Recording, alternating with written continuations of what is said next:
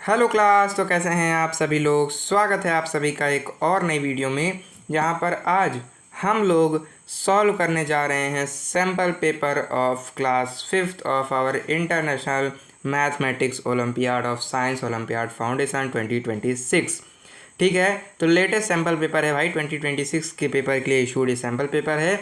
तो आज हम लोग इसको सॉल्व करने जा रहे हैं, लेकिन इससे पहले अगर आप सच में ओलंपियाड की प्रिपरेशन कर रहे हैं और इसको क्रैक करना चाहते हैं, तो आप चाहे जिस ओलंपियाड की तैयारी कर रहे हो, आप चाहे जिस सब्जेक्ट से इसकी तैयारी कर रहे हो, आप चाहे जिस क्लास से इसकी तैयारी कर रहे हो, no matters at all, because you can join all olympiad complete preparation course.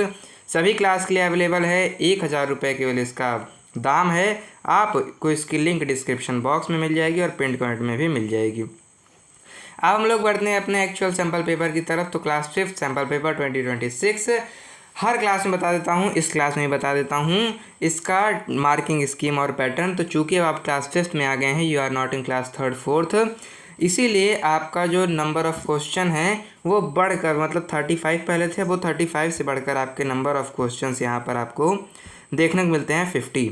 यानी अब आपको उसी 1 घंटे के समय में 50 क्वेश्चन करने रहेंगे। अब चूंकि नंबर ऑफ़ क्वेश्चन बढ़ गए हैं, इसीलिए पैटर्न भी बदल गया है। अब आपके पेपर जैसे 4 सेक्शंस में डिवाइड होता था, वैसे ही 4 सेक्शंस में डिवाइड होगा। लेकिन जो पहला सेक्शन है, जो कि है लॉजिकल रीजनिंग का सेक्शन, इस सेक्शन से 15 क्वेश्चन आएंगे, सब क्वेश्चन 1-1 नंबर का। मैथमेटिकल रीजनिंग से आपके 20 क्वेश्चन आएंगे, हर क्वेश्चन 1-1 नंबर का। एवरीडे मैथमेटिक्स यानी आपकी लाइफ में यूज होने वाले मैथमेटिक्स से 10 क्वेश्चन आएंगे, हर क्वेश्चन 1-1 नंबर के। और अचीवर सेक्शन, टॉपर सेक्शन या हार्ड क्वेश्चन वाले सेक्शन से 5 क्वेश्चन देखने को मिलेंगे, हर क्वेश्चन 3-3 नंबर का होगा, ना कि 1 नंबर का। अब हाँ, अब ये जो सारे का सारा आपका पैटर्न और मार्किंग स्कीम है, किस सिलेबस पर बेस्ड है, ये इसको भी जान लेते हैं। तो जो सेक्शन ए है, यानी आपका लॉजिकल रीजनिंग है, इसको सॉल्व करने के लिए आपको पढ़ना होगा pattern, analogy, classification, geometrical shapes, mirror and water image, direction sense test, ranking test आपका लिया जाता है, alphabet test, logical sequence of words, puzzle test, coding decoding वाला टेस्ट, और क्लॉक और कैलेंडर से सवाल पक्के से पूछ लिया जाता है। क्लॉक से तो मैंने देखा है, पूछ ही लिया जाता है। अब सेक्शन 2 यानी मैथमेटिकल रीजनिंग को सॉल्व करने के लिए आपको चाहिए numerals, number names, number sense जैसे 7 और 8 डिजिट वाले numbers, computation, operation, fraction and decimal, measurement of length, weight, capacity, time, temperature and money, conversion, angle, perimeter of various shapes and area of rectangle, square, symmetry और data handling से आपको सवाल यहाँ पर देखने को मिलते हैं। अब जो सेक्शन 3 है, इसको सॉल्व करने के लिए आपको केवल ये एक जो सेक्शन 2 है यानी मैथमेटिकल रीजनिंग, इसी के सिलेबस से सेक्शन 3 का भी सवाल आ जाएगा। और जो सेक्शन 4 का सवाल है, ये बेसिकली इन सभी सिलेबस के अंदर से जो हार्ड सवाल होते हैं वो आपको सेक्शन 4 के अंदर देखने को मिलते हैं। अब हम लोग स्टार्ट करते हैं कुछ 10 क्वेश्चन, जो कि सैम्पल पेपर है भाई, 10 ही क्वेश्चन पूछेगा। तो हम लोग स्टार्ट करते हैं 10 क्वेश्चन जो कि बेस्ड हैं इन्हीं सिलेबस के ऊपर। पहला सेक्शन मैंने आपको बताया था लॉजिकल रीजनिंग का, इसके अंदर मेरे ख्याल से 10 सवाल हैं। जी हाँ, 10 सवाल कर रहे हैं, इसके अंदर 3 सवाल हैं।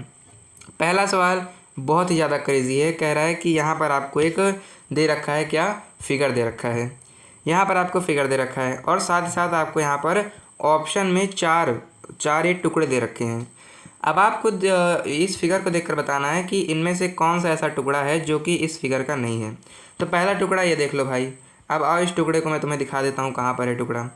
तो जब मैंने इसको ध्यान से देखा, मैंने इसको उतना देखा जितना देखा जा सकता था, तब मुझे पता चला कि ये देखो, ये वाला जो टुकड़ा है, ऐसे ऐसे ऐसे फिर ऐसे है, उस तरीके से ये देखो। या फिर मैं रुको और अच्छे से बना देता हूँ, डिजाइन आपके काम में नहीं आएगी। ये टुकड़ा है आपका ऐसे ऐसे ऐसे फिर ऐसे, उस तरीके से ये वाला टुकड़ा देखो, ऐसे ऐसे ऐसे फिर ऐसे। देख लो, सेम है ना, सेम है ना। हाँ सेम है सर जी। तो पहला वाला तो हमारा आंसर नहीं होगा, क्योंकि यहाँ पर मुझे वो वाला पूछा है जो इसका पार्ट नहीं है, यानी नॉट लगा दिया है। दूसरा वाला ढूंढ लो, बी वाला। तो बी वाला क्या आप ढूंढ पा रहे हैं? चलो भैया, मैंने तो ढूंढ लिया। ये देखो, इधर इधर फिर इधर और फिर इधर, ये लो, मुझे बी वाला पार्ट भी मिल गया इधर पे। ठीक है, अगर आपको दिख रहा है ना, दिख रहा है। अब आते हैं ऑप्शन नंबर डी की तरफ, एक बार डी को भी देख लेते हैं। तो डी वाला आपको कहाँ दिख रहा है? डी वाला मुझको सर जी ये दिख रहा है, ये आया, फिर ये आया और फिर ये आ गया। ठीक है, बिल्कुल ऐसे ही है। तो डी वाला मुझे मिल गया। तो तो इसमें से कौन सा वाला मुझे नहीं मिला, सी वाला मुझको नहीं मिला। इसका मतलब सी वाला एक ऐसा फिगर है जो कि आपको आउट ऑफ फिगर दे दिया गया है, यानी ये वाला जो फिगर है, ये वाला जो पार्ट है ये इस फिगर का बिल्कुल भी नहीं है। दैट्स वाई, इसीलिए आपको पता चल गया है कि जो ऑप्शन नंबर सी है यही इसका क्या है, सही आंसर है। ठीक है, ठीक है। अब चलते हैं अपने किस पे, अब चलते हैं अपने सेकंड वाले क्वेश्चन की तरफ। सेकंड वाला क्वेश्चन क्या कह रहा है, मैं इसको आप लोगों के लिए टिक कर देता हूँ भैया। ऑप्शन नंबर सी इसका सही आंसर है। अब चलते हैं सेकंड क्वेश्चन की तरफ। सेकंड वाला क्वेश्चन कह रहा है Ansh is the father of Tarun, Tarun is the brother of Nidhi and father of Deep. अब अंश और दीप का रिलेशन बताना है। तो ये बेसिकली इसको ब्लड टेस्ट या ब्लड रिलेशन वाले क्वेश्चन कहते हैं। इन क्वेश्चंस के अंदर आपको बेसिकली इस तरीके से रिश्ते ही पता करने रहते हैं। इनकी ट्रिक केवल यही है, मुझको भी जब मैं छोटा था तो यही बताई गई, मैं भी आपको यही बता देता हूँ। इसकी ट्रिक बेसिकली यही है कि आपको इनमें से कोई एक कैरेक्टर को खुद मान लेना है। ठीक है, इनमें से कोई एक कैरेक्टर को आपको खुद मान लेना है कि आप ही वो कैरेक्टर हैं। तो हम इसमें कौन सा माने, चलो हम तरुण मान लेते हैं कि भैया हम तो तरुण हैं। तो कह रहा है कि अंश इज़ द फादर ऑफ तरुण, यानी आपके पिता का नाम मान लो अंश है। ठीक है, आपके पापा जो हैं उनका नाम है अंश। अब कह रहा है तरुण इज़ ब्रदर ऑफ निधि, आपकी कोई बहन होगी जिसका नाम होगा निधि, तो आप उसके भाई हो गए। ठीक है, यानी जो अंश है वो आपका ही पिता है और निधि का ही पिता है। अब कह रहा है कि जो तरुण है वो पिता है दीप का, यानी आपका भैया एक बेटा हो गया और आपके बेटा का नाम है दीप। तो जो आपका बेटा है और आपके पापा हैं यानी अंश, इन दोनों का रिलेशन बताना है। तो मुझे तो भाई साफ साफ दिख रहा है कि ये तो दादा पोते हुए ना, क्योंकि आपका पापा और आपके बेटे ये दोनों क्या हो गए, दादा पोते हो गए। अभी इसमें मुझको ये देखना है कि ग्रैंडफादर और ग्रैंडसन दोनों दे रखा है सर जी, तो मैं ग्रैंडफादर पर टिक मारूँ कि ग्रैंडसन पर टिक मारूँ। तो आपको किस पर टिक मारना है ये आपको इस चीज़ को देखकर पता चल करना होगा। तो क्वेश्चन कह रहा है कि हाउ अंश इज रिलेटेड टू दीप, अंश का दीप से क्या रिश्ता है। ठीक है, तो अंश यानी जो पिता है उसका पोते से क्या रिश्ता है। तो जो दादा का पोते से क्या रिश्ता होता है भाई, दादे का रिश्ता होता है, इसलिए ऑप्शन नंबर ए सही होगा। इसी की जगह अगर कहता कि how Deep is related to Ansh, तब आप ग्रैंडसन मारते, क्योंकि जो दीप है वो तो अंश का क्या है, पोता है यानी ग्रैंडसन है। इसीलिए ऑप्शन नंबर 2 का आंसर क्या हो जाएगा, ए हो जाएगा। क्वेश्चन नंबर 2 का आंसर हो जाएगा ए। अब आते हैं क्वेश्चन नंबर 3 की तरफ। मैंने आपको बताया था क्लॉक एंड कैलेंडर से एक क्वेश्चन फिक्स है, तो ये लो भाई ये क्वेश्चन आ गया। कह रहा है if the given clock is 32 minute fast then what will be the correct time. अब इसमें से आपको ये पता करना है कि यहाँ पर घड़ी आपको दे रखी है। ठीक है, अब की बारी घड़ी हमारी। अब ये घड़ी को देखकर आपको क्या मिल रहा है, ये घड़ी को देखकर मुझे ये पता चल रहा है सर जी कि ये जो सुई है ये सुई अभी 8 तक पहुँची ही नहीं है, क्योंकि जब ये वाली सुई 12 पर पहुँचेगी तब ये मैं इसको 8 मानूंगा। तो ये चीज़ देखकर मुझे एक बहुत छोटी सी चीज़ पता चल गई कि यहाँ पर 8 का तो कोई रिलेशन ही नहीं है। तो ऑप्शन में जहाँ जहाँ 8 है उसको आपको काट देना है, काट दिया। अब बचा है 7 18 और 7 28। क्वेश्चन क्या कह रहा है, क्वेश्चन ये कह रहा है कि if the given clock is 32 minute fast, ये जो क्लॉक आपको दे रखी है ये क्या है 32 मिनट आगे है। ठीक है, एक्चुअल टाइम जो हो रहा है उससे 32 मिनट ज़्यादा दिखा रही है। ठीक है, तो एक्चुअल टाइम क्या हो रहा है ये आपको बताना है। तो ये जितना टाइम दिखा रहा है उससे 32 माइनस कर देंगे, आपका एक्चुअल टाइम आ जाएगा। तो ये कितना टाइम दिखा रहा है, ये दिखा रहा है कितना, ये दिखा रहा है ये हो गया 37, ये हो गया 7:30, ये हो गया 35, ये हो गया 40, ये हो गया 45, ये हो गया 50, यानी ये 7:50 दिखा रहा है। ये दिखा रहा है 7:50। लेकिन हमको तो भैया आपने ये बताया है कि जो आपकी घड़ियाँ है ये 32 मिनट पीछे है। तो चूँकि ये 32 मिनट पीछे है इसीलिए क्या हम 7:50 में से 32 माइनस कर दें। 32 माइनस से 32 कम है 38, 32। ठीक है, 32 कम है तो 32 इसमें से हम माइनस कर देंगे। तो 10 में से 2 गए, कितना आ गया भैया, 10 में से 2 गए तो आ गया ये आपका 8। और फिर इसने इसको एक कैरी दिया था तो 4 में से 3 गए तो ये आ गया 1। यहाँ पर आ गया आपका 7, यानी 7 18 आपका एक्चुअल टाइम है। आइए ऑप्शन में देखते हैं कौन सा ऑप्शन चिल्ला चिल्ला के कह रहा है कि आओ मुझको चुन लो क्योंकि मैं ही सही आंसर हूँ। तो 7 28 तो गलत हो जाएगा। 7 18 बार बार चिल्ला के कह रहा था कि आओ मुझको चुन लो, मैं तो सही हूँ। तो क्वेश्चन नंबर 3 का सही आंसर हो जाएगा option number C, which is 7 18। Option number B that is 7 18। अब आते हैं दूसरे सेक्शन की तरफ। दूसरा सेक्शन है मैथमेटिकल रीजनिंग की तरफ। यहाँ पर भी आपको 3 क्वेश्चन देखने को मिलते हैं। कह रहा है कि how many pairs of parallel line are there in the given figure. अब आप एक्चुअल में 5th क्लास में, जब आप 6th क्लास में जाएंगे तब आपको पैरेलल लाइन्स के बारे में बताया जाता है। यहाँ पर आपको नहीं पता होगा इसलिए मैं आपको बता देता हूँ सबसे पहले कि पैरेलल लाइन्स होती क्या हैं। तो लाइंस तो आपको पता ही है कि कोई भी अगर आपने ऐसा खींच दिया तो ये क्या हो गई भैया, ये हमारी एक लाइन हो गई। लेकिन जब कोई दो लाइन खींची जाएं और कुछ इस तरीके से खींच दी जाएं कि इन दोनों के बीच का जो डिस्टेंस है, इन दोनों के बीच का जो डिस्टेंस है वो हमेशा बराबर रहे। इतना इसका अगर मान लो इसका डिस्टेंस 2 है तो इसका डिस्टेंस भी 2 ही रहे, इसका डिस्टेंस भी 2 ही रहे, इसका डिस्टेंस भी 2 ही रहे, इसका डिस्टेंस भी 2 ही रहे। ठीक है, तो जब दो ऐसी लाइन बन जाएं अपने आपस में जिसके बीच का डिस्टेंस हमेशा बराबर रहे और ये दोनों लाइन इनफाइनाइटली आगे जाती रहें, ठीक है, तो आप क्या कह देंगे, तो आप कह देंगे कि ये दोनों लाइन क्या हैं, पैरेलल हैं एक दूसरे के, पैरेलल हैं एक दूसरे के। अब इनको देखकर अगर आपको नहीं समझ में आया तो मैं आपको दो एग्जांपल देते हूँ। आपने क्या देखा होगा, आपने आपने ट्रेन की पटरी देखी होगी। ट्रेन की पटरियाँ जब आपने देखी होगी तो वहाँ पर भी आपको ये दिखता है कि ट्रेन की पटरी में सर जी मुझे तो ये दिखता है कि क्या मुझको तो ये दिखता है सर जी कि ये एक लोहे का गया रहता है इस साइड से, एक लोहे का गया रहता है इस साइड से, इसके बीच में पत्थर के बड़े बड़े क्या पड़े रहते हैं, रॉड टाइप गिरे रहते हैं, पत्थर के बड़े बड़े रॉड टाइप पड़े रहते हैं। ठीक है, ठीक है, ठीक है। अभी भी सर जी मुझे समझ नहीं आया, मुझे थोड़ा सा और अच्छे से समझा दो। मैं बड़ा भोंदू आदमी हूँ, मुझे थोड़ा और अच्छे से समझना पड़ेगा, तो मैं आपको और अच्छे से समझा देता हूँ। अब अपनी मुंडी को थोड़ा टेढ़ा करो। ये आपको कैसा दिख रहा है? क्या ये आपको एक सीढ़ी की तरह दिख रहा है? अरे हाँ सर जी, ये तो मुझे एक सीढ़ी की तरह दिख रहा है। बिल्कुल भाई, सीढ़ी का जो किनारे किनारे वाले बड़े वाले जो दो डंडे होते हैं, ये दोनों डंडे पैरेलल ही होते हैं, तभी तो इनके बीच में ऐसे ऐसे बने रहते हैं जिसके ऊपर आप ऐसे चढ़ चढ़ के छत पे पहुंच जाते हो। ठीक है, या फिर किसी भी ऊंचाई पर पहुंच जाते हो जहां आपको पहुंचना रहता है, पंखा साफ़ करने के लिए चढ़ जाते हो। ठीक है, तो ये जो आपका वो है सीढ़ी है, ये भी एक तरीके से परपेंडिकुलर ही है। तो ये वाली इमेज अब आपको देखनी है। ठीक है, ये वाली इमेज आपको देखनी है। वे हटेगा कैसे जी? ये लो, हट गया, हट गया, हट गया, हट गया। ओके, ये वाली इमेज आपको देखनी है और इसमें बताना है कि इसमें कितने पेयर ऑफ पैरेलल लाइन हैं। ठीक है, ये इमेज आपको देखनी है और इस इमेज को देखकर आपको बताना है इसमें कितनी पेयर ऑफ पैरेलल लाइन्स हैं। तो पहला तो भैया मुझको ये दिख रहा कि ये वाली जो लाइन है ये इसके परपेंडिकुलर है, और दूसरा मुझे ये दिख रहा है कि ये वाली लाइन इसके परपेंडिकुलर है। यानी मुझे 4 लाइन इसमें से देखने को मिल रही है। तो क्या मैं ऑप्शन में जाकर 4 को टिक कर दूं और खुश हो जाऊं, अपने घर पर आकर अपने पापा को बताऊं मैं तो बहुत अच्छे से पेपर देकर आया हूं, पापा इस बार आप ओलंपियाड में मुझको पास समझो? नहीं, ऐसा बिल्कुल भी नहीं करना है, क्योंकि रिजल्ट वाले दिन तुम मारे जाओगे। इसने ये नहीं पूछा है कि इस वाले फिगर में कितनी पैरेलल लाइन्स हैं, इसने इसको पूछने से पहले कह दिया है कि पेयर्स ऑफ पैरेलल लाइन है। पेयर का मतलब जोड़ी। अब पेयर ऑफ शूज़ का मतलब जूते की जोड़ी, है ना, जूते का जोड़ी, है ना। तो एक जोड़ी जूते में कितने जूते आते हैं? 2 जूते आते हैं। तो इसी तरीके से पैरेलल लाइन्स अगर 4 हैं और इनका हम जोड़ा बना दें तो क्या है, 2-2 का जोड़ा बनेगा।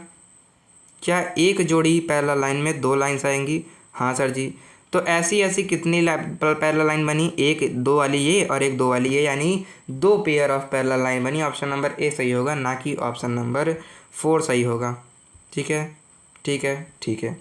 क्वेश्चन नंबर 5 की तरफ बढ़ते हैं। और भी ज़्यादा इंटरेस्टिंग क्वेश्चन है। कह रहा है how many part of the given figure must be shaded so that 2/5 of the figure is unshielded. कह रहा है जो आपको फिगर दे रखी है इसमें से कितने सारे फिगर्स को मैं रंग दूं, कितने सारे फिगर को मैं कलर कर दूं जिससे इसमें अनकलर्ड फिगर यानी सफ़ेद वाले जो फिगर हैं उनका जो फ्रैक्शन है वो 2/5 बने।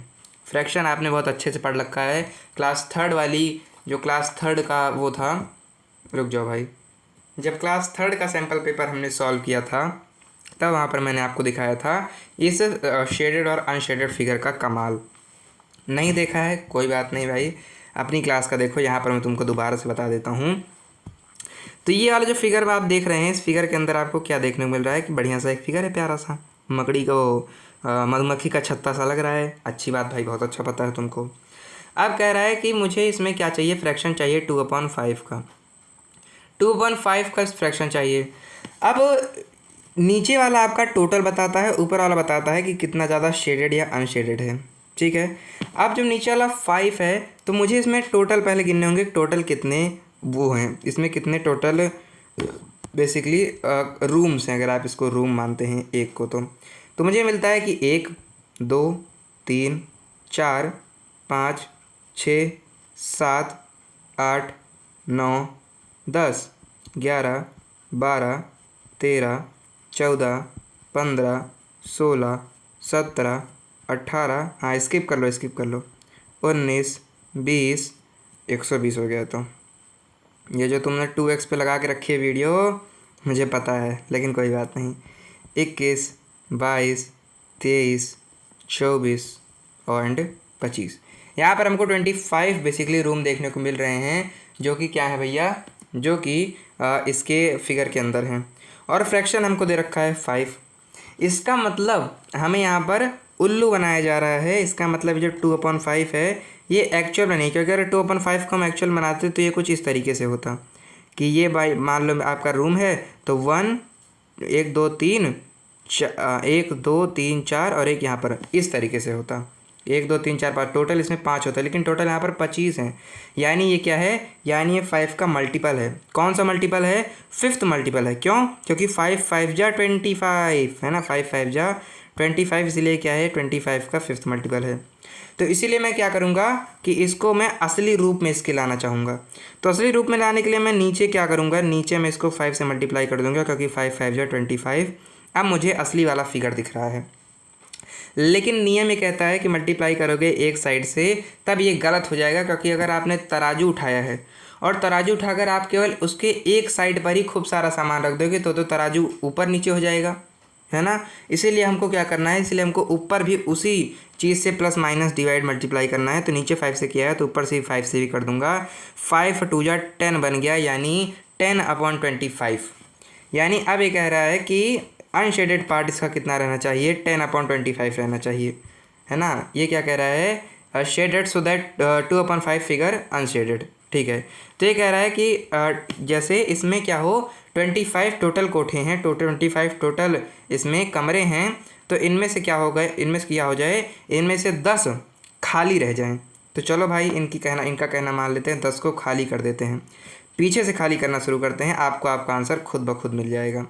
चलो 1 खाली कर दिया, 2 खाली कर दिया, 3 4 5 6 7 8 9 10, ये लोग खाली कर दिया भाई। तो बचा कितना, 15 बचा सर जी। ये देखो 15 मैंने लिख भी रखा है यहाँ पर, आपका 15 यहाँ पर बच चुका है। यानी इसमें 15 ऐसे कमरे हैं जिसको हमको शेड करना पड़ेगा। तो बिना आंसर निकाले खुद ब खुद मुझे मेरा आंसर मिल गया। क्वेश्चन नंबर 5 का जो ऑप्शन है वो ऑप्शन नंबर सी सही हो जाएगा, यानी जो 15 हो जाएगा यही आपका सही हो जाएगा। ठीक है, अगर कोई डाउट हो तो आप कमेंट सेक्शन में पूछना, मैं आपको जरूर बताऊंगा। अगर आपको समझ में नहीं आया है, नहीं समझ में आया तो मैं दोबारा से बता देता हूँ कि 2/5 इसमें कह रहा है कि अनशेडेड पार्ट रहना चाहिए था, लेकिन ये मुझे दूसरी वैल्यू दे रखी थी, यानी कम वाली लोएस्ट वैल्यू दे रखी थी, सिंपलेस्ट वैल्यू दे रखी थी। इसीलिए मुझे इसकी रियल वैल्यू चाहिए थी, इसलिए मैंने इसको नीचे ही 5 से मल्टीप्लाई किया, ऊपर 5 मल्टीप्लाई किया। तो 5 5 या 25, अब तो मुझे सही मिल गया, लेकिन ऊपर 10 हो गया। तो 10 हो गया, इसका मतलब 10 पार्ट मुझे अनशेडेड रखना है। तो जब मैंने अनशेडेड पार्ट को अनशेड किया, यानी इसको मिटाया, तो मुझे 15 मिला, यानी 15 ऐसा पार्ट है जो कि शेडेड बचा है। तो वही कह रहा है कि how many part given figure must be shaded, इसमें कितना शेडेड रहना चाहिए, तो 15 शेडेड है, यही मुझे मेरा आंसर मिल गया भैया। अब कह रहा है क्वेश्चन नंबर 6, वेरी इंटरेस्टिंग, बहुत अच्छा क्वेश्चन। कह रहा है which are the following is the greatest. भैया ये क्या कह रहे हो, कह रहा है इनमें से कौन सा नीचे वाला बड़ा है। ये सर ये तो बहुत बेकार हो गया भैया। अगर इसने लिखा होता ऑप्शन नंबर ए में कि हाँ भैया ये है 30, नीचे है 40, वो है 70, वो है 100, तो मैं टिक मार देता, क्योंकि मुझे इस समय पर पता रहता, मुझे इस समय पर, हाँ सही है, मुझे इस समय पर पता रहता कि कौन सा वाला नंबर बड़ा है। लेकिन इन्होंने तो ABCD लिख दिया है, अब मैं कैसे बताऊँ। तो ABCD नहीं लिखा है, थोड़ा ध्यान से पढ़ो। ये सॉल्व करने के लिए आपको दे रखा है, जब आप इसको सॉल्व करेंगे तो आपको इसकी वैल्यू पता चल जाएगी। तो चलो पहले सॉल्व करना देखते हैं। सबसे पहले निकालते हैं HCF। HCF है यानी हाईएस्ट कॉमन फैक्टर। छोटे मोटे मेथड से आपको निकालना बताया जाता है, बड़े मेथड के लिए यानी प्राइम फैक्टराइजेशन मेथड के लिए आपकी किताब में दिया होता है, अगर आप अच्छे स्कूल में हैं। लेकिन बच्चे अक्सर उसको पढ़ते नहीं हैं जो दिया रहता है, लेकिन यहाँ पर आपको पढ़ना पड़ेगा, आपको करना पड़ेगा इसका प्राइम फैक्टराइजेशन। बहुत बड़ी बात बोल दी मैंने भाई, मैंने बहुत बड़ी बात बोल दी। अगर आपको किसी भी चीज़ का क्या कहना है एचसीएफ या एलसीएम निकालना है तब आपको इसका प्राइम फैक्टराइजेशन करना पड़ेगा, प्राइम फैक्टराइजेशन। अब प्राइम फैक्टराइजेशन के अंदर क्या क्या शब्द दिख रहा है भैया, इसके अंदर मुझको दो दो शब्द दिख रहे हैं, इसके अंदर मुझको दो दो शब्द दिख रहे हैं, दो दो वर्ड दिख रहे हैं, एक है प्राइम और एक है फैक्टर। तो सबसे पहले हम लोग फैक्टर के बारे में जान लेते हैं। तो फैक्टर के बाद फैक्टर क्या होता है बेसिकली, अगर ये है आपका 30 नंबर तो ये किस किस नंबर से डिवाइड हो सकता है, ये किस किस नंबर से डिवाइड हो सकता है, या फिर ये जो 30 है ये किस किस नंबर से मिलकर बना है। तो ये जो 30 है ये किससे मिलकर बना है, 2 को जब मैंने मल्टीप्लाई किया किससे, मान ले मैंने 2 को मल्टीप्लाई किया किससे किससे किससे 3 से, ठीक है, और फिर इससे 3 को मैंने मल्टीप्लाई कर दिया 5 से, तो 5 3 जा 15 और 15 2 जा 30, या फिर 2 3 जा 6 और 6 5 जा 30। तो ये मुझे पता चल गया कि जो मेरा 30 है ये 2 3 और 5 से मिलकर बना है। अब मेरा कोई दोस्त आ गया और उसने कहा कि यार तू क्या बात कर रहा है, ये तो तू झूठ बोल रहा है, मैं तुझे बताता हूँ जो कि जो तेरा 30 है ना ये 2 3 और 5 से मिलकर नहीं बना है, जो तेरा 30 है ये 6 और 5 से मिलकर बना है। अब यहाँ पर मैं चुप हो गया क्योंकि यार मैं बोला यार बात तो तू भी सही कह रहा है, 6 और 5 जा 30 होता है, यानी 30 तो 6 और 5 से मिलकर बन सकता है।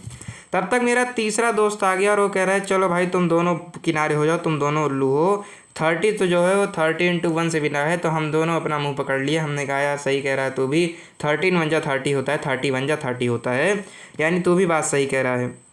ये लो भाई तीसरा आ गया, कह रहा है लो 15 2 जा 15 और 2 से मिलकर बना है, 15 2 जा 13 है ना, हाँ 15 2 जा 30। ये लो भाई अब तो बड़ी दिक्कत हो गई। लेकिन इसी पे फिर हम सबके पापा आ गए और हमारे पापा ने आकर मुझको बताया कि बेटा फैक्टर तो कुछ भी हो सकता है लेकिन हमको प्राइम फैक्टराइजेशन करना रहता है। उन्होंने मुझको दूसरे शब्द का मतलब बताया। क्या बताया उन्होंने मुझको बताया कि प्राइम क्या है। तो प्राइम बेसिकली होता है ऐसे नंबर्स जिनके केवल 2 ही फैक्टर होते हैं, ठीक है। नंबर्स जो होते हैं वो इस आधार पर नंबर्स को हम 2 भाग में डिवाइड कर सकते हैं, नंबर्स को हम 2 भाग में डिवाइड कर सकते हैं। कौन कौन से नंबर, एक नंबर होता है प्राइम नंबर, प्राइम नंबर, और एक होता है कंपोजिट नंबर, कंपोजिट नंबर। तो प्राइम नंबर्स कौन है, प्राइम ऐसे नंबर है जिनके केवल 2 फैक्टर होते हैं। कौन कौन से सर जी, एक होता है एक और एक होता है वो नंबर खुद, के लिख देता हूँ खुद, ठीक है। जैसे जैसे जैसे 2 का एक फैक्टर है 1 और 2 का एक फैक्टर है खुद 2, और इसके कोई फैक्टर तुम बता सकते हो, यानी और कोई नंबर जो 2 को डिवाइड कर दे, नहीं। 3 का एक फैक्टर होगा 1 और एक फैक्टर होगा 3, और कोई नंबर शायद आप नहीं बता पाएंगे, बिल्कुल नहीं बता पाएंगे। इस तरीके से ना 5 का बता पाएंगे, ना 7 का बता पाएंगे, ना 11 का बता पाएंगे, ना 13 का बता पाएंगे, ठीक है, ना 17 का बता पाएंगे, ठीक है। इस तरीके से कुछ ऐसे नंबर्स हैं जिनका आप मुझे नहीं बता सकते कि उसका एक और उनके खुद के अलावा कोई फैक्टर हो, ठीक है। वहीं पर कंपोजिट नंबर क्या है, कंपोजिट नंबर है जैसे आपका 6 का एक फैक्टर 1 है लेकिन एक फैक्टर 2 भी है, एक फैक्टर 3 भी है, यानी ये ऐसे नंबर होते हैं जिनका एक और खुद तो फैक्टर होता है, ये साथ साथ इनके और भी फैक्टर होते हैं। तो इस तरीके से वो नंबर्स जिनके क्या होते हैं, जिनका केवल एक और खुद फैक्टर होता है, उनको आप प्राइम कहते हैं, प्राइम नंबर। तो प्राइम फैक्टराइजेशन क्या है, यानी किसी भी नंबर को उस भाग में तोड़ना कि जो उसके फैक्टर्स आए हैं, जो उसके फैक्टर्स आए हैं वो सारे के सारे फैक्टर प्राइम हों, यानी वो सारे के सारे फैक्टर्स के और भी ज़्यादा फैक्टर ना किए जा सकें। जैसे 13 को जब मेरा दोस्त बोला था कि उसको 15 × 2 लिखा जा सकता है, तब मुझे उसके सिर पर एक चमाट रखना चाहिए था, क्योंकि मुझे पता है कि ये जो 15 है इस 15 को तो मैं दोबारा 2 भाग में डिवाइड कर सकता हूँ, जो कि है 5 3 जा। उसी तरीके से जो मेरा दूसरा वाला दोस्त आया था जिसने कहा था नहीं मेरे भाई इसको 6 × 5 भी रख सकते हैं, तब भी मुझे उसके पीठ पे एक मुँह का रखना चाहिए था, क्योंकि मुझे पता है कि जो 6 है इसको 2 भाग में डिवाइड किया जा सकता है, 3 और 2। लेकिन इन सब में से मुझे कोई नहीं मार सकता, क्योंकि मैंने उनको कहा था कि 30 को मैं लिख सकता हूँ 2 × 3 × 5। अब वो कैसे मारेंगे भैया, क्योंकि ना हम 2 को और डिवाइड कर सकते हैं, ना हम 3 को और डिवाइड कर सकते हैं, ना हम 5 को और डिवाइड कर सकते हैं। समझ में आ गया मेरे ख्याल से? समझ में आ गया ना मेरे ख्याल से? ना हम 2 को और डिवाइड कर सकते हैं, ना हम 3 को और डिवाइड कर सकते हैं, ना हम 5 को और डिवाइड कर सकते हैं। यही है इसका प्राइम फैक्टराइजेशन, यही है इसका प्राइम फैक्टराइजेशन। 30 का प्राइम फैक्टराइजेशन है 2 इंटू 3 इंटू 5। ओके, इसी तरीके से आओ अगर हम लोग 15 का प्राइम फैक्टराइजेशन निकालें, तो 15 का प्राइम फैक्टराइजेशन मैंने आपको पहले ही बता दिया है, तो और किसी का निकालते हैं हम लोग। चलो 20 का निकाल दें। तो 20 का हो गया भैया 2, नीचे बचा 10, फिर बचा आपका अगेन 2, और फिर बचा आपका 5। ये लो, 2 2 जा 4 और 5 4 जा 20। अब इसको क्या और डिवाइड कर सकते हो? नहीं कर सकते हो। और डिवाइड कर सकते हो? नहीं कर सकते हो। यही है तुम्हारा प्राइम फैक्टर। ये तो हो गया भैया। अगर कोई कहेगा कि चलो इस नंबर का प्राइम फैक्टराइजेशन कर दो मुझे, ठीक है, तब ये तो कहोगे कि भैया लो हमने प्राइम फैक्टराइजेशन कर दिया। अब इसी प्राइम फैक्टराइजेशन के पुल पर चलते हैं दो लोग। अगर इसी प्राइम फैक्टराइजेशन का जो पुल है, इसी प्राइम फैक्टराइजेशन का मान लो जो रोड है, इस प्राइम फैक्टराइजेशन का जो पटरी है, इस पर चलती हैं 2 ट्रेनें, या फिर इस रोड पर चलते हैं 2 लोग। कौन है ये दोनों लोग? इन लोगों का नाम है HCF, और एक का नाम है SCF, एक का नाम है LCM। एक का नाम है SCF, एक का नाम है LCM। SCF क्या है भैया? SCF ये कहता है कि चलो पहले मैं 10 और 30 का कर ही लेता हूँ। तो 10 और 30 का प्राइम फैक्टराइजेशन कर दो। एक तरफ है 10, एक तरफ है 30। एक तरफ है 10, एक तरफ है 30। तो 10 और 30 का मैंने प्राइम फैक्टराइजेशन करा, तब मुझे क्या पता चला? 10 और 30 का मैंने प्राइम फैक्टराइजेशन करा, तब मुझे पता चला कि 10 को मैं किससे डिवाइड कर सकता हूँ? 2 और 5 से। यही है इसका प्राइम फैक्टराइजेशन। 30 को मैं कर सकता हूँ 2 इंटू 3 इंटू 5। यही है इसका प्राइम फैक्टराइजेशन। अब ये जो है दोनों, ये हैं एक पुल, और इस पुल पर चल रहे हैं 2 लोग। एक का नाम है SCF, एक का नाम है LCM। SCF के अंदर क्या है भैया? SCF के अंदर, दोनों के अंदर एक एक गुण है। क्या गुण है? SCF ये कहता है, SCF ये कहता है, इसको मैं थोड़ा सा मोटा कर देता हूँ जिससे आपको देखने में आसानी हो, ठीक है। तो हमारे जो चाचा जी हैं जिनका नाम है HCF, SCF का क्या गुण है? ये कहता है कि मैं इनमें से, है ना, मैं इनमें से क्या करूँगा? मैं इनमें से वो नंबर को लूँगा जो कि कॉमन होगा। मैं इनमें से क्या करूँगा? वो नंबर को लूँगा जो कि कॉमन होगा। चलो भैया लेते हैं। ये लो, ये मिल गया कॉमन, ये मिल गया कॉमन, ये मिल गया कॉमन, ये मिल गया कॉमन, ठीक है। अब कह रहा है कि हाईएस्ट कॉमन फैक्टर, इसमें से मैं क्या करूँगा? इन दोनों को क्या कर दूँगा? इन दोनों को, ठीक है, इन दोनों को मैं क्या करूँगा? इनमें से मैं, HCF का मतलब होता है highest common factor, highest common factor. तो इनमें से मैं क्या करूँगा? कॉमन फैक्टर को लूँगा और इन दोनों को मल्टीप्लाई कर दूँगा। चलो मल्टीप्लाई कर देता हूँ। तो 2 और 2 को क्या किया मैंने? जब मल्टीप्लाई किया तो 2 और 2 को नहीं, तो हाईएस्ट कॉमन फैक्टर यानी इन दोनों को मैंने ले लिया, और इन दोनों को मैं क्या कर लूँगा? लिख लूँगा। 2 लिख लूँगा इधर और 5 लिख लूँगा इधर, ठीक है। 2 को लिख लूँगा इधर और 5 को लिख लूँगा इधर। बढ़िया, मल्टीप्लाई लिखा ही है तो मल्टीप्लाई कर दो। तो 5 इंटू 2 हो जाएगा 10, 5 इंटू 2 हो जाएगा 10, यानी HCF आ गया आपका इन दोनों का 10। ये तो हो गया पहले वाले का गुण। पहले वाले का गुण क्या है भैया? कि मैं क्या करता हूँ? मैं इन दोनों से कॉमन लेता हूँ, मैं इन दोनों का कॉमन लेता हूँ। जो कॉमन होता है, केवल जैसे होते नहीं है आपके यहाँ दादा लोग नहीं आते कि भैया बिना नहाए अगर खाना बनाओगे तो मैं नहीं खा रहा हूँ, नहा के खाना बनाओगे तभी मैं खाऊंगा। वैसे ही जो HCF दादा हैं, ये कहते हैं कि जो जो कॉमन होगा मैं केवल उन्हीं का मल्टीप्लिकेशन लूँगा। जो जो कॉमन होगा मैं केवल उन्हीं का मल्टीप्लिकेशन लूँगा। जो कॉमन नहीं है, जैसे 3 जो है ये नीचे तो है लेकिन ऊपर नहीं है, तो मैं इसको नहीं लूँगा। भाड़ में जाए 3, भाड़ में जाए 3, ठीक है, ठीक है, ठीक है। तो HCF इस वाले का क्या हो गया? 10 हो गया। या फिर रुको, मैंने एक गलती कर दी, मैं इसी वाले में के अंदर आपको LCM भी बता देता हूँ। तो HCF यहाँ पर मिल गया मुझको 10। तो ये तो हो गया हमारे पहले वाले ऑप्शन का आंसर जो कि है 10। अब एक और दादा हैं जिनका नाम है LCM, लेकिन बड़ी बात यह है कि ये दादा नहीं हैं, ये चाचू हैं। क्यों कह रहा हूँ भाई ये चाचू हैं? मैं इसलिए कह रहा हूँ कि ये चाचू हैं क्योंकि जिस तरीके से चाचू जी ये नहीं देखते कि आपने चप्पल पहन के खाना बनाया कि नहीं बनाया है, चाचू जी ये नहीं कह देखते कि आपने नहा के खाना बनाया कि नहीं बनाया है। चाचू जी तो खाते चले जाते हैं। बस तुमने मोमोज बनाया हो, बस तुमने बर्गर बनाया हो, बस तुमने चाउमीन, टिकिया, समोसा, फुल्की बनाई हो। ठीक है, अगर तुमने अच्छी चीज़ बनाई है तो तुमने चाहे जैसे बनाई है, चाचू जी तुरंत खा लेंगे, सब कुछ खा लेंगे। दैट्स वाई जो LCM है ये चाचू हैं। LCM जो है ये चाचू हैं, इसीलिए इनके नाम के साथ एल लगा हुआ है। क्यों? क्योंकि ये लोएस्ट लेते हैं, यानी ये पहली बात तो देखेंगे कि कॉमन फैक्टर पहले इसके अंदर क्या है, CM आया है। CM यानी चीफ मिनिस्टर नहीं, CM यानी चीफ मिनिस्टर नहीं, CM का मतलब है common factor, common multiple. CM का मतलब है कॉमन मल्टीपल। कॉमन मल्टीपल यानी इन दोनों में से यहाँ पर भी आपको कॉमन ही लेना है। तो मैंने एक 5 को कॉमन ले लिया, एक मैंने 2 को कॉमन ले लिया। तो चलो भाई 5 और 2 तो आना ही था, लेकिन साथ ही साथ ये कहते हैं कि नहीं नहीं नहीं नहीं लाला, मेरे साथ क्या है, मैं तो चाचू हूँ, मैं तो जो कॉमन नहीं है उसको भी ले लूँगा। लो भैया मैंने तो 3 भी ले लिया।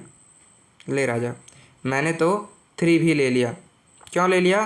क्योंकि मुझे कॉमन वॉमन से मतलब नहीं है, मुझे नहीं मतलब तुम चप्पल पहन के बना रहे हो नहीं बना रहे हो, मल्टीपल हैं, फैक्टर हैं, सारे के सारे ले लो। तो इन्होंने 3 को भी ले लिया। तो बढ़िया, मैंने इसको क्या किया, मैंने इसको 5 × 2 × 3 किया, 3 × 2 = 6 और 6 × 5 = 30। तो LCM जो आ गया वो आ गया इसी नंबर का 30 आ गया। ठीक है, ठीक है, ठीक है।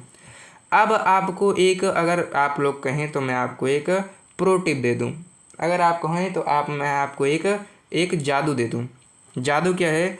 जादू ये है कि अगर आपको हमेशा कोई 2 नंबर दिए हैं, चाहे वो 1 2 हो, चाहे वो 2 4 हो, चाहे वो 5 7 हो, चाहे वो 3 2 हो, चाहे जो नंबर हो, चाहे जो नंबर हो, मान लो वो नंबर है A और B, मान लो वो नंबर है A और B, तो इस नंबर का जो HCF होगा वो हमेशा LCM से छोटा होगा। फिर से बताता हूँ, अगर 2 सेम नंबर का आप HCF और LCM निकाल रहे हैं तो जो इसका HCF होगा वो हमेशा छोटा होगा उसके LCM से। या इसी का उल्टा भी बिल्कुल प्यारा लगता है कि जो इस नंबर का LCM होगा, इस नंबर का जो LCM होगा वो ज़्यादा होगा HCF से। क्यों सर जी? क्यों सर जी? क्योंकि चाचा जी मोटे तगड़े रहेंगे। क्यों चाचा मोटे तगड़े रहेंगे और दादाजी दुबले पतले रहेंगे? क्यों? क्योंकि भैया मान लो आपने आप चप्पल पहनकर खाना बना रहे हैं। लो, आप चप्पल पहनकर खाना बना रहे हैं तो दादाजी तो आपका खाना खाएंगे नहीं, केवल चाचा जी खाना खाएंगे। तो जब तक आप चप्पल उतार कर खाना नहीं बनाएंगे तब तक आपके दादाजी खाना नहीं खाएंगे, लेकिन चाचा जी आपके हमेशा खाना खाएंगे। तो चूंकि आपकी चाचा हमेशा खाना खा रहे हैं इसीलिए चाचा सबसे ज़्यादा मोटे हैं और दादा सबसे ज़्यादा पतले हैं, इसीलिए LCM हमेशा सबसे ज़्यादा होता है, HCF सबसे कम होता है। आगे की क्लास में जाओगे तो इसका असली कारण बताया जाएगा, लेकिन आपको यहाँ पर यही जानना है, यही समझना है। ठीक है, अगर आपको प्राइम फैक्टराइजेशन समझ में आ गया, अगर आपको LCM HCF समझ में आ गया तो कमेंट सेक्शन में अच्छी अच्छी चीज़ें लिख कर चले जाओ। जाना नहीं मतलब वापस आ जाओ। पहले वाले का आंसर है HCF का 10। दूसरा आपको निकालना है LCM ऑफ 15 एंड 25। हाँ सर जी, अब तो मैं निकाल दूंगा, अब तो मैं प्रो हूँ। अब तो हमें चाचा जी को खोजना है, किसके लिए? 15 और 25 के लिए। तो पहले आओ पुल बना लेते हैं जिस पर ये चाचा और दादा चलेंगे, 15 और 25। इन दोनों का पुल बनाने के लिए हमें क्या करना पड़ेगा? इन दोनों का प्राइम फैक्टराइजेशन करना पड़ेगा। प्राइम फैक्टराइजेशन करना यानी पहला वाला जो कि है 15, इसके सारे प्राइम फैक्टर्स लिख दो। तो 15 का प्राइम फैक्टराइजेशन तो मैंने अपने दोस्त को बताया था, वो है 3 × 5, 3 × 5। और 25 का मैं आपको बता देता हूँ जो कि क्या है, 5 × 5, क्योंकि 5 5 × 25। इस वाले क्वेश्चन में हमने देखा था, इस वाले में नहीं देखा था, इससे ऊपर वाले में देखा था, 5th वाले में, मेरे ख्याल से 4th या 5th वाले में, कि 5 5 × 25। ठीक है, ठीक है, ठीक है। तो 5 5 × 25 और यहाँ पर जो पता है 3 5 × 15। अब इन दोनों नंबर में क्या है, कॉमन क्या है? हमें LCM निकालना है ना, तो पहले कॉमन निकाल ही लेते हैं। तो कॉमन है इनमें ये 5। चलो भैया मैंने 5 लिख लिया, लेकिन मुझे पता है कि मेरे दादाजी क्या हैं? मेरे चाचा जी बड़े लालची हैं। ये क्या करते हैं, जो कॉमन नहीं रहता उसको भी लिख लेते हैं। 5 अगेन कॉमन नहीं है, इसको मैं लिख लेता हूँ। 3 अगेन कॉमन नहीं है, लाओ मैं इसको लिख लेता हूँ। इस तरीके के हफ्सी हैं हमारे आपके चाचा जी। तो इन्होंने कॉमन तो लिया ही, साथ अनकॉमन भी ले लिया। तो अनकॉमन को ले लिया तो यहाँ पर बचा, इसको मल्टीप्लाई करो, क्या आंसर आ रहा है? इसको मल्टीप्लाई करने पर आंसर आ रहा है 5 × 5 × 3 विच इज़ 75। चाहे आप इसको इस तरीके से करें कि 5 5 जा 25, 3 जा 75, चाहे आप इसको ऐसे करें कि 5 3 जा 15 इंटू 5 75, 15 5 जा 75। इसका आंसर आ गया, बी वाले का आंसर आ गया 75। ठीक है, दूसरी चीज़ हमने निकाल ली। अब हम लोग निकाल लेते हैं तीसरी चीज़। तीसरी चीज़ क्या कह रहा है? तीसरी चीज़ कह रहा है first common multiple of 9 and 12। English आती है तो इसका आंसर निकाल दोगे। क्या कह रहा है? First common multiple of 9 and 12। वो पहला ऐसा नंबर बताओ जो कि 9 के टेबल में भी आता हो और 12 के टेबल में भी आता हो। सर जी मुझे पता है 12 1 जा 12 नहीं आ रहा है, 12 2 जा 24 नहीं आ रहा है, 12 3 जा 36। जी हाँ, 36 एक ऐसा टेबल है जो कि 12 3 जा 36 और 9 4 जा 36। 36 एक मात्र ऐसा नंबर है, एक मात्र नहीं मतलब 36 एक ऐसा नंबर है जो कि इन दोनों के टेबल में आ रहा है। ठीक है, और पहला पूछा है ना, फर्स्ट पूछा है, इसलिए पहला है 36 है। चौथे वाले में कह रहा है ग्रेटेस्ट प्राइम फैक्टर ऑफ 35। 35 का ये प्राइम फैक्टर कर लेते हैं। तो 35 का प्राइम फैक्टर क्या हो जाएगा? 5 इंटू 7। अब कह रहा है कि एक फैक्टर है, प्राइम फैक्टर है 5, एक प्राइम फैक्टर है 7, लेकिन क्वेश्चन ने पूछा है ग्रेटेस्ट प्राइम फैक्टर निकालो। तो 5 बड़ा है कि 7? भैया 7 बड़ा है, तो 7 को मैंने यहाँ पर लिख लिया। ये जो आपको क्या दे रखा था, ये जो आपको घुमा फिरा के को ऑप्शंस दिए गए थे, इसको अब हमने डिकोड कर लिया है। यानी ये जो नहीं लिख पाए उसको हमने आपने लिख लिया है। इस ऑप्शन, इसका पहला ऑप्शन होना था 10, दूसरा होना था 36, बी वाला होना था 75 और डी वाला होना था क्या? डी वाला होना था 7। इसी को अगर सीधे सीधे लिख देते तो आपको आसानी हो जाती, लेकिन कोई बात नहीं भाई, अब हमने इसको डिकोड कर दिया है। अब इस क्वेश्चन को दोबारा से पढ़ो। क्या बात कर रहे हैं सर? हाँ, इस क्वेश्चन को दोबारा से पढ़ो। क्वेश्चन कह रहा है which of the following is the greatest, इन चारों में से कौन सा बड़ा है? अरे सर जी मैं तो प्रो हूँ, मुझे पता है ऑप्शन नंबर बी मुझे इसमें सबसे बड़ा लग रहा है। मैं ऑप्शन नंबर बी को ही दोबारा से टिक कर दूंगा, ऑप्शन नंबर बी को ही मैं हमेशा के लिए टिक कर दूंगा, क्योंकि ऑप्शन नंबर बी बड़ा है। अब बड़ा लग रहा है, पहले नहीं बड़ा लग रहा था, है ना? तो ऑप्शन नंबर बी जो है ये सही है। अगर ये क्वेश्चन समझ में आ गया तो भाई मुझे कमेंट सेक्शन में बता दो। अगला क्वेश्चन है क्वेश्चन नंबर 7। क्वेश्चन नंबर 7 क्या कह रहा है? क्वेश्चन नंबर 7 कह रहा है कि Amit received an order of 450। इतना लंबा इसने ऑर्डर पाया। हाँ भाई, इसके घर में तो खुशहाली आ गई कि बहुत बड़ी कोई कंपनी है, उसने क्या किया है, टॉय कार बनाने के लिए अमित भाई की कंपनी को इतने सारे टॉय कार बनाने के लिए ऑर्डर दे दिया। लेकिन दिक्कत ये थी भाई कि उस समय इनके पास उतना आदमी नहीं थे। मान लो दिवाली का समय है, ठीक है, दिवाली के समय पर सब अपने अपने घर गए हुए हैं, इनके पास उतने आदमी ही नहीं हैं, इसीलिए इनके पास कम आदमी बचे थे तो कम ऑर्डर ही दे पाए। इनके पास जो 4507 890 टॉयज़ का क्या आया था, ऑर्डर आया था, उसमें से केवल 3954 और 600 का ही टॉय कार का डिलीवर कर पाए। कितना नहीं कर पाए? ये तो भाई आप 5th में आ गए हैं तो आपके लिए आसान होना चाहिए, क्योंकि हम लोग ऐसे क्वेश्चन क्लास 3rd में सॉल्व करते हैं कि टोटल आपको कितना दे रखा है 45, इसमें से केवल डिलीवर कर पाए इतना, तो बचा कितना? आइए आपको बता देता हूँ कितना बचा। पहले अपने मार्कर को मैं कम कर देता हूँ। तो इसको बचा करने के लिए हम यहाँ पर नीचे, यहाँ पर इसको आप सॉल्व कर लेते हैं, यहाँ पर सॉल्व कर लेते हैं। यहाँ पर हमको दोनों वैल्यू मिल गई हैं।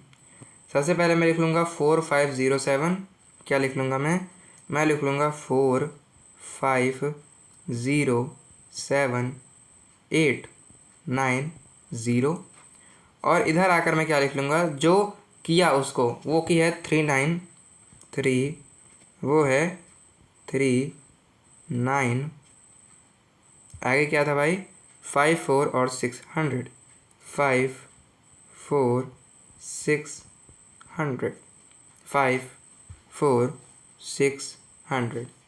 Okay then, okay. अब मैंने इसके नीचे डंडी खींच दी, अब मैंने इसके नीचे पाई खींच दी। पाई खींचकर मुझे ये पता चला, क्या पता चला? पाई खींचकर मुझे ये पता चला कि अब मैं इसको सब्ट्रैक्ट करने के लिए रेडी हूँ। सब्ट्रैक्ट कर दो भैया, 0 में से 0 गए 0, 9 में से 0 गए अगेन 9, 8 में से 6 गए 2, 7 में से 4 गए 3, 0 में से 5 जाएगा नहीं, तो मैंने 10 में से 5 को हटा दिया, 10 में से 5 हटा गया, आ गया 5। इसने इसको एक कैरी दे रखा था, तो कैरी देने से क्या हो गया, ये कैरी मिनाटी हो गया। नहीं, ऐसा नहीं है, इसने इसको एक कैरी दे दिया तो ये हो गया 4, है ना। 0 में से 5 गया तो 5 आ गया, और फिर उसके बाद फिर ये हो गया 4, और 4 ने आगे कैरी ले लिया तो ये हो गया 14 में से 9 गया तो कितना आ गया भैया 3 आ गया, नहीं 5 आ गया, क्योंकि 9 + 5 होता है 14। 3 से 3 चला गया तो वो हो गया 0। क्यों चाहिए? तो 4 है, नहीं इसने इसको कैरी दे रखा था ना, क्योंकि इसने इसको कैरी दे रखा था, तो यहाँ पर आ गया 0। यानी बचा कितना? बचा है 553290, 553290, 553290। लेट्स सी ऑप्शन, और पता करते हैं कौन सा ऑप्शन हमें ये बता रहा है कि बचा हुआ कौन से थे। 553290, 553290। Option number D is correct here. Option number D is correct here. अब आते हैं क्वेश्चन नंबर 8 की तरफ। क्वेश्चन नंबर 8 क्या कह रहा है? क्लास आपकी, अरे भाई साहब बहुत लंबी हो गई क्लास। क्वेश्चन नंबर 8 की तरफ। क्वेश्चन नंबर 8 क्या कह रहा है? कह रहा है कि Hrithik ran along a square field and covered 576 metre in 2 round. ये क्या कर रहा है भैया? ऋतिक भैया हमारे हैं, ये एक स्क्वायर शेप के प्लेग्राउंड है, मान लीजिए फील्ड है, जिसके चारों तरफ चक्कर लगा रहे हैं। इन्होंने 2 चक्कर लगा लिया है, 2 राउंड लगा लिया है, और 2 राउंड लगाने में इन्होंने 5 7 5 6 7 क्या कर लिया है? 5 6 7 दूरी तय कर ली है। यानी इन्होंने क्या किया? इधर ऐसे शुरू किया 1 चक्कर, और फिर ये आगे यहाँ से 2 चक्कर। तो 2 चक्कर मारने में इन्होंने क्या कर दिया? 2 चक्कर मारने में इन्होंने बेसिकली 2 चक्कर मारने में इन्होंने 576 मीटर की दूरी तय कर ली। तो 2 चक्कर मारा है। अब कह रहा है कि मुझे इसका एरिया निकालना है। तो एरिया निकालने के लिए मुझे 2 बार इसके चक्कर की ज़रूरत नहीं है, मुझे इनके एक ही चक्कर की ज़रूरत है। तो एक चक्कर निकालने के लिए मैं क्या करूँगा? 5 6 7 में से, या तो मैं क्या कर दूँ, हाँ 5 6 7 में से 2 को डिवाइड कर दूँगा, है ना। तो मैं क्या कर दूँगा? इसको 2 से डिवाइड कर दूँगा, क्योंकि इसने 2 चक्कर मार दिया, यानी ये 2 गुना हो गया, तो 2 गुना का आधा यानी आधा। तो इसको मैं इसको डिवाइड करूँगा तो मुझे क्या मिलेगा? 2 2 जा 4, और फिर 2 3 जा 6, नहीं 2 2 जा 4, नीचे आ गया कैरी 1, 2 8 जा 16, नीचे आ गया अगेन 2 8 जा 16, यानी आ गया 488 488 488 क्या था भैया? 488 इस फील्ड का एक चक्कर में था। और हमको, आपको नहीं पता लेकिन मुझको पता है कि जो स्क्वायर होता है, इस स्क्वायर का एरिया क्या होता है? स्क्वायर का एरिया होता है ए स्क्वायर यानी साइड का स्क्वायर, ठीक है। ए स्क्वायर यानी साइड का स्क्वायर। तो जिसका पूरा का पूरा क्या है? इसका पूरा का पूरा जो वो है चक्कर इसने एक लगाया, वो हो गया आपका 488, ठीक है। मैंने कुछ गलत किया क्या? 8 2 जा 16 कैरी 1, 7 2 जा 14, नहीं 7 2 जा 14 और 15। मुझे एक बार डिवाइड कर लेने दो दोबारा से। ये है 5 7 6 डिवाइडेड बाई 2, तो ये हो गया आपका कितना? ये हो गया आपका 2 2 जा 4 कैरी 1, 2 8 जा 16 कैरी 1, 2 8 जा 16, 288 ही आ रहा है भाई, 288 ही आ रहा है, कोई बात नहीं। 288 हमारा सही है, 288 इसका सही है। अब 288 सही है, मैं 488 लिख दिया था क्या? मेरे ख्याल से मैं 488 लिख दिया था। 288 क्या है? इसका सही आंसर है। अब 288 को मैंने क्या किया? यहाँ पर मैंने लिख दिया। अब जब मैंने इसको लिखा तो मुझे ये पता चला कि ये क्या है? 1 राउंड का है, और मुझे अगर इसका क्या निकालना है? मुझे अगर इसका वो निकालना है, एरिया निकालना है, तो मुझे इसका एक साइड चाहिए रहेगा। मुझे इस स्क्वायर का कोई एक साइड चाहिए रहेगा। अब चूँकि इसमें 4 साइड हैं, तो जो मुझे क्या करना चाहिए? मुझे इसे डिवाइड कर देना चाहिए 4 से, तब मुझे एक साइड मिल जाएगी। तो अगर मैं 28 को 4 से डिवाइड कर दूं, यानी 288 को 4 से डिवाइड कर दूं, तब मुझे क्या कुछ मिलना चाहिए? आइए देखते हैं।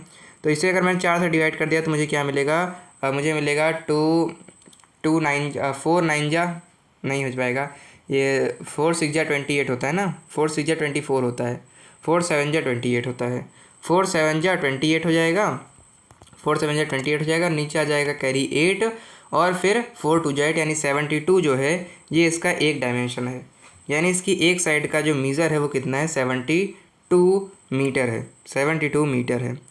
आप बस भाई, अब आप एकदम आखिरी में आ गए हैं। जब एक साइड का 72 मीटर है तो एरिया क्या होता है? उसी का मल्टीप्लाई कर दो दोबारा, यानी 72 × 72 कर दो। तो 72 मल्टीप्लाई बाई 72 करोगे तो आपको आपका क्या आंसर मिलेगा? वो मिल जाएगा आपको 2 2 जा 4, फिर 7 2 जा 14 मल्टीप्लाई बाई 7 2 जा 14 का 4, और फिर 7 7 जा 49। चलो इसको मैं सॉल्व कर देता हूँ, डिस्ट्रैक्शन को किनारे कर देता हूँ। 4 में से 4 आ गया नीचे, 4 4 4 + 4 हो गया आपका 8, 9 1 0 0 हो गया, 5 का 5 आना था वो आ गया, यानी 5084 5084। 4 इसमें किसी के पीछे है, 4 इसमें किसी के पीछे है। हाँ 4 मेरे ख्याल से मैंने इसको गलत मीजर कर लिया है, कोई बात नहीं। आपको ये पता है कि 72 टू 72 कितना हो जाएगा, 2 2 जा 4, ठीक है। 7 2 जा 14 का 4 कैरी 1, नहीं 2 2 जा 4 और 7 2 जा 14 मल्टीप्लाई बाय 7 2 जा 14 कैरी 1, 7 7 जा 49 150, मुझे कैरी जोड़ना था, मैंने कैरी नहीं जोड़ा। ये जब आप इसमें कैरी आया था ना 7 2 जा 14 का कैरी 1, अब 49 + 1 हो जाएगा आपका 50। अब जब आप इस 50 को जोड़ोगे तब आपका आंसर बदल जाएगा, ये आ जाएगा 4 का 4 और 4 4 क्या हो जाएगा आपका 8 हो जाएगा, 1 का 1 आ जाएगा और 5 का 5 आ जाएगा। 5184 ऑप्शन नंबर ए आपका सही आंसर हो जाएगा। 5184 ऑप्शन नंबर ए जो है आपका वो सही आंसर हो जाएगा। ठीक है, मेरे ख्याल से लगभग 1 घंटे नहीं हुए यार, 1 घंटे में अपने पूरे लेक्चर को ख़त्म कर देंगे। Now let's move to achiever section, hard section, toppers का सेक्शन यानी स्पाइसी एंड इंटरेस्टिंग सेक्शन, जिसका क्वेश्चन नंबर 9 कह रहा है read the given statement carefully to select the correct option.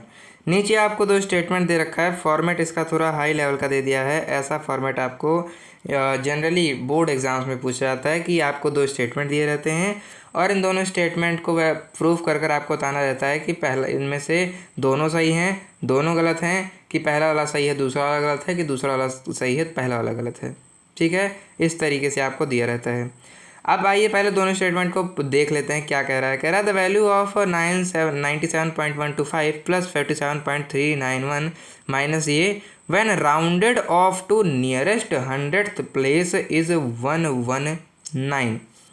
कह रहा है कि आप पहले इसको सॉल्व करेंगे और जब हम इसका राउंडेड ऑफ लेंगे, राउंडेड ऑफ यानी राउंडेड ऑफ मतलब जैसे कभी कभी होता है कि 2.9 आ गया, अब 2.9 का आप राउंड ऑफ लेंगे तो ये आपका क्या हो जाएगा 3 ले लेंगे आप। ठीक है, इसको हम 3 मान लेते हैं कि चलो भैया 3 है, या फिर मान लीजिए आपका 3.1 आ गया, तो अब इसको हम कहाँ आगे लेकर जाएंगे, हम इसको 3 ही मान लेते हैं। ठीक है, 3 ही मान लेते हैं। इस तरीके से इसको राउंड ऑफ लेना कहते हैं। तो कह रहा है सबसे पहले इस वैल्यू को आप ले लीजिए, इस वैल्यू को आप निकाल लीजिए। तो 97.125 प्लस में मैंने कर दिया 47.391 तो 5 और 1 हो गया 6, 2 और 9 हो गया 11, 3 और 1 हो गया 4 और 11 वाला 1 हो गया 5 और फिर क्या हो गया आपका 7 और 7 हो गया आपका क्या 14 में कैरी 1 आ गया, 9 4 13 आने वाला था लेकिन कैरी के कारण 14 हो गया। अब कह रहे हैं कि जब आप इसका राउंड ऑफ लेंगे, अब राउंड ऑफ लेते समय का मैं आपको बेसिकली पूरा चार्ट बता दूं कि राउंड ऑफ इस तरीके से लिया जाता है कि अगर कोई भी नंबर है, मान लो नंबर है आपका x और इस x नंबर के बाद आपको ये देखना रहता है कि जो नंबर आ रहा है पॉइंट वाली डेसिमल वाली चीज़ों में, क्या वो 5 से नीचे है या वो 5 से ऊपर है। अगर वो 5 से ऊपर है तो मान लीजिए तो फिर वो x के आगे वाले नंबर के लिए राउंड ऑफ जाएगा, और अगर वो 5 से नीचे है तो x के पीछे वाले नंबर के लिए राउंड ऑफ आएगा। ठीक है, जैसे मान लो 2 नंबर मैंने ले लिए, एक मैंने ले लिया 3.6, तुम कहाँ से आ गए जी, कहाँ हैं आप आए, कहाँ फ़ोन मिलाए, 3.6 और दूसरा है आपका 3.2। अब इसमें आज जो आप 3.6 देखते हैं तो इसको आपको पता चलता है कि 3 पॉइंट के बाद 5 से बड़ा है 6 तो ये आपका 4 के लिए जाएगा, और जो 3.2 है ये 5 से छोटा है इसीलिए ये 2 की तरफ जाएगा। ठीक है, ये बेसिकली आपको मुझे बताना था। तो यहाँ पर आप देखते हैं कि ये जो 516 है तो अगर ये 144.516 है यानी 5 से ज़्यादा हो गया, 500 से ज़्यादा हो गया ना 516, यानी जो 144 है ये आगे बढ़ जाएगा, ये 145 के लिए जाएगा राउंड ऑफ, ना कि 119 के लिए जाएगा। इसीलिए यहाँ पर जो पहला वाला स्टेटमेंट है वो गलत हो गया है। बधाई हो, पहला वाला स्टेटमेंट गलत हो गया है। अब चूंकि पहला वाला स्टेटमेंट गलत हो गया है तो दोनों स्टेटमेंट तो ट्रू हो नहीं सकते, इसलिए मैं इस वाले को भी काट देता हूँ, और पहला स्टेटमेंट ट्रू है ये बात भी ये गलत बोल रहा है तो मैं इसको भी काट देता हूँ। यानी इसमें ये हो सकता है कि पहला वाला सही गलत था, दूसरा वाला सही हो सकता है, या फिर हो सकता है दोनों ही गलत हों। तो चलो दूसरा वाला देख लेते हैं। दूसरा वाला क्या कह रहा है, दूसरा वाला हमारा ये कह रहा है कि इफ़ ए की वैल्यू दे रखी है, बी की वैल्यू दे रखी है, कह रहा है कि पहले इन दोनों को जोड़ दो और फिर इन दोनों को घटा दो, जो वैल्यू है उनको वापस से जोड़ दो। तो उसका आंसर 76.546 आना चाहिए। तो पहले इन दोनों को जोड़ देते हैं, तो इन दोनों को जोड़ेंगे तो आंसर आ जाएगा 38.273 और फिर ये हो जाएगा आपका 21.138। ठीक है, मैंने जोड़ दिया। अब 8 और 3 कितना हो गया 24, नहीं 8 3 24 होता है ना। 8 और 3 तो आपका कितना हो जाएगा 9 10 11, ये तो हो गया आपका 11, कैरी आ गया 1, 7 और 3 होगा कितना 10, कैरी का 1 आ गया 1 और 1। ठीक है, 7 3 10 और उसमें जो एक आया था उसने बना दिया इसको 11 और उसका कैरी फिर 1 हो गया। 2 और 1 3 होने वाला था लेकिन कैरी कैरेडे 4 हो गया। 8 और 1 हो गया 9 और 3 और 2 हो गया 59, 59.411। अब ऐसे इसका अगर राउंड ऑफ कहा नहीं है लेकिन अगर लेना होता तो ये आपका 58 की तरफ जाता क्योंकि ये 5 से नीचे है। ठीक है, तो 59.411 हो गया। चलो मैं इसको यहाँ पर लिख भी लेता हूँ 59.411। ठीक है, इनमें हमको इसमें मुझको जोड़ना है जो आगे इसको घटाने के बाद वैल्यू आएगी 59.411। अब मैंने क्या कर दिया, अब मैंने इसको वापस से घटा दिया, इसको मैंने सब्ट्रैक्ट कर दिया। तो 3 में से 2 गया तो कितना आ जाएगा 13 में से 2 जाएगा, 3 में से 2 जाएगा नहीं, तो 8 8 9 10 11 12 13 आ गया आंसर 5। इसने इसको एक कैरी दिया था तो ये इसको एक उधार दिया था, तो क्या हो गया 7 घट कर 6 हो गया, तो 6 में से 3 गया तो 3 आ गया, 2 में से 1 गया तो 1 आ गया, 8 में से 1 गया तो 7 आ गया और 3 में से 2 गया तो 1 आ गया। आपका 17.135 17.135। अब कह रहा है इस दोनों को जोड़ दो, जोड़ के जो वैल्यू आ रही है क्या वो आ रही है, तो 5 और 1 हो गया 6, 3 और 1 हो गया 4, ठीक है, 4 और 1 हो गया दोबारा से 5, 9 और 7 हो गया आपका 16 का 6, कैरी 1, 5 और 1 आना था 6 लेकिन आ गया 76.546 क्या आंसर आ रहा है। जी हाँ, 76.546 आपका आंसर आ रहा है, यानी पहला वाला दोगला निकला लेकिन दूसरा वाला अपना निकला। स्टेटमेंट 1 भले ही गलत था लेकिन स्टेटमेंट 2 सही है, इसीलिए दोनों स्टेटमेंट तो गलत नहीं है भाई, नीचे वाला सही है, इसीलिए ऑप्शन नंबर डी जो है ये इसका सही आंसर हो जाएगा। Let's move to the last question of this video. बहुत लंबी वीडियो हो गई भाई, 1 घंटे छूने वाली है और ये क्वेश्चन बहुत ही ज़्यादा इजी है, बट ये क्वेश्चन बहुत लंबा भी है। कोई बात नहीं, आपको यहाँ पर दे रखा है 1 घंटे के अंदर ख़त्म कर दूंगा भाई, 8 मिनट के अंदर ख़त्म होगी वीडियो। कह रहा है ये आपका बेसिकली आ गया क्या, ये आपको एक ग्राफ दे रखा है। ठीक है, ये आपको एक ग्राफ दे रखा है। इस ग्राफ में आपको क्या दे रखा है कि किन किन बच्चियों ने कितना कितना डेकोरेटिव आइटम बनाया है, ये आपको यहाँ पर दिखा रखा है। अब कह रहा है कि इसमें इसी आधार पर क्वेश्चन सॉल्व करो। कह रहा है कि how many less decorative item were made by Nikita then the total number of decorative item made by Priya and Monika together. कह रहा है कि प्रिया और मोनिका ने जितना भी आइटम बनाया है इस दोनों को साथ में जोड़ लो। ठीक है, इससे कितना कम बनाया निकिता ने, तो कम यानी डिफरेंस, यानी इन दोनों को जोड़कर निकिता ने जितना बनाया उससे घटा दोगे तो तुम्हें तुम्हारा आंसर मिल जाएगा। तो आइए देखते हैं भाई। तो प्रिया कहाँ है, प्रिया कहाँ है, प्रिया ये रही। प्रिया का कितना मान लो, अब यहाँ पर यही दिक्कत है, ये वाला जो ग्राफ है इसके पॉइंट जो हैं इसके पास सीधे से नहीं जा रहे हैं, इसके जो पॉइंट हैं ये इसके पास सीधे से नहीं जा रहे हैं। ठीक है, इसका जब आप सीधे से लेंगे तब ये कुछ इस तरीके से लड़ते हैं। ये वाला जो है ये भी सीधे, ये मोटा मैंने ले रखा है इसलिए यहाँ पर जा दिख रहा है, बाकी ये 41 42 के पास जाता है। तो ये जो वाला प्रिया वाला है वो कहाँ पर आया है, 16 और 24 के बीच में आया है, यानी ये 20 के पास आया है। तो प्रिया का और मोनिका का जोड़कर निकिता से घटाना है।